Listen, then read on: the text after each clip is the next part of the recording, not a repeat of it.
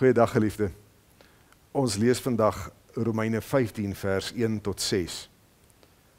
Op ons wat sterk is in die geloof, rus die verpligting om die swakhede te verdra van die wat nie sterk is nie. Ons moet nie so aan onsself dink nie. Elkeen van ons moet aan ons naaste dink en wat vir hom goed is en wat hom in die geloof kan opbou. Christus het immers ook nie aan homself gedink nie, inteendeel.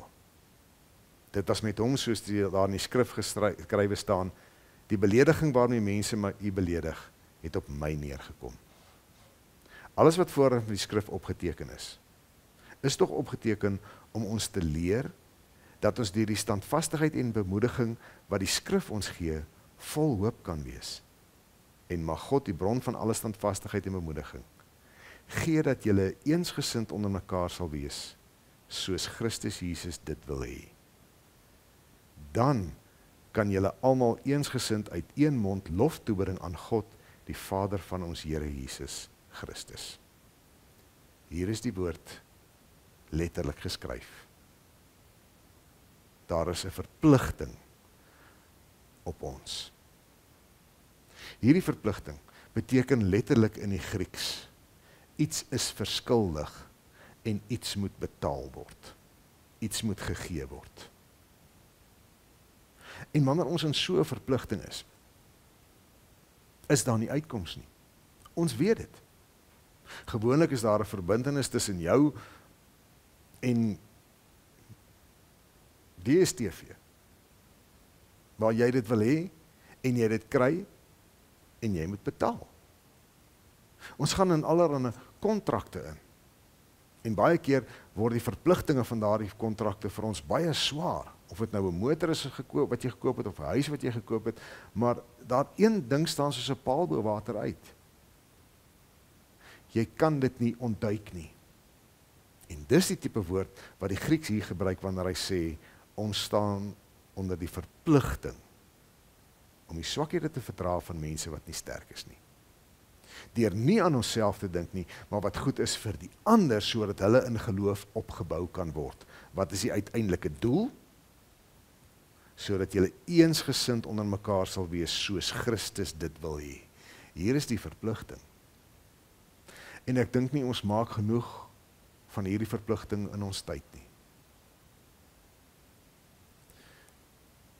Ek ervaar met hartseer stryd tussen mense, twis tussen mense, tussen gemeentes, tussen kerke, wat almal sê dat hulle kinders van die Here Jesus Christus is. Geliefde, die dag toe jy die verbond aanvaar het, toe jy Christus se genade, sy liefde en die hoop wat hy bring en die ewige lewe aanvaar het jy in hierdie wonderlike nuwe verbond inbeweeg wat op beter beloftes gegrond is en het hierdie verpligting joune geword om so met ander saam te leef, dat dit nie gaan oor jouself nie, maar die opbou van hulle geloof, om so met ander saam te leef, daar 'n eensgesindheid in Christus is, soos Christus dit eis. Dan kan gelowiges word as enkelinge wat hulle bedoel is om te wees. Dan kan geloofsgemeenskappe en die kerk van Christus oor die algemeen word wat hy geroep is om te wees, om eensgesind die lof van God toe te sing. Hier op die vlakte sien ons dit baie. Wanneer hierdie groot swerm voëls so begin vlieg. Daar so baie van hulle, jy hoor hulle aankom, jy hoor dit wanneer hulle in die lande gesit het en hulle word gepla en hulle vlieg almal op en hulle vlieg in hierdie kolomme. Maar hulle vlieg nie in mekaar vas nie, hulle maak nie ongelukke nie. Die een trek nie dwars, maar daar die een kolom, hulle kan verwoestend wees, soos die boere hier by ons baie goed weet. Maar die punt is, daar is 'n onuitgesproke eenheid onder hulle, 'n beweeg as een. En dit is Christene se verpligting.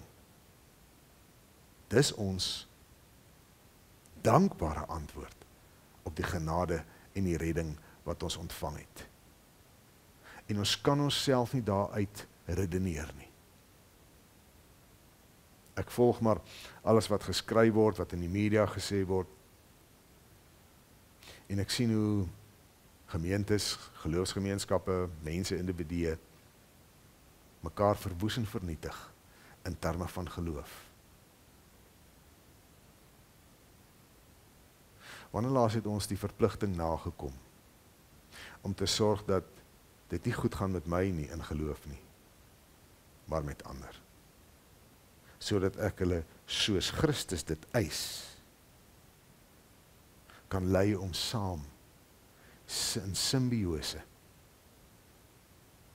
God net te prys. Laat ons mooi dink oor hoe en waarmee ons besig is. Veral wanneer ons besig raak met mekaar.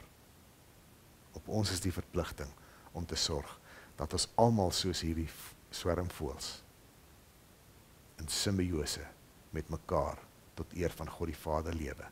Mag God ons genadig wees om dit al meer en meer reg te kry. Shalom.